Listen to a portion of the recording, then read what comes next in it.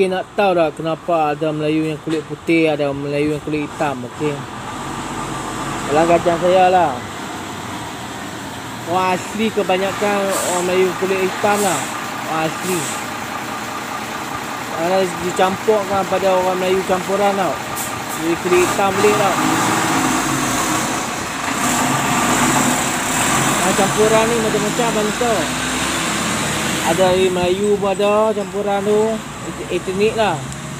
Ada dari Eropah pun ada dari Cina pun ada dari Korea pun ada, Jepun pun ada dari Afrika pun ada. Okey, Melayu ni, okey. Campuran, yang tu campuran. Jadi Melayu ni muka dia macam Asia lah kebanyakan.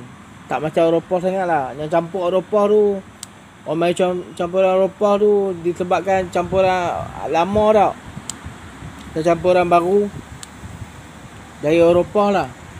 Dia turun sikit muka macam ialah Melayu sikit, macam Eropah sikit. Kalau nak tahu orang Melayu betul-betul lah, orang asli lah, orang asli Melayu tu, dia kulit hitam lah. Kulit hitam, tak putih sangat lah. Ada Melayu asli yang putih sebab campuran dulu lah. Ada Melayu asli yang kulit hitam.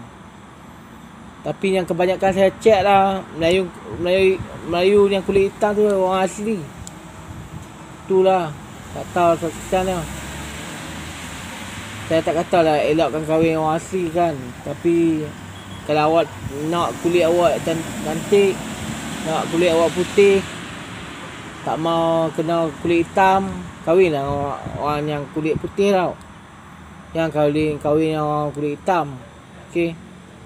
Terpulang lah jodoh anda macam mana. Tapi kalau saya elok kan. Okey. Tu dapat anak yang kulit putih. Tengok muka juga, bentuk muka ke, bentuk hidung. Semua kena tengok lah. Bukan kahwin ikut dan. Biasa hidung akan jadi berubah tau kalau kahwin silap. Tak tengok hidung bawah, tak tengok hidung atas. Biasa hidung akan berubah. Saya cakap saya. Banyak kes lah jadi. Saya dah check lah banyak kes jadi. Bukan satu dua, banyak kes kesilapan berkahwin. Okey. Tak tengok, tak kena keturunan, tak tengok wajah. Okey. Itu sajalah saya beritahu.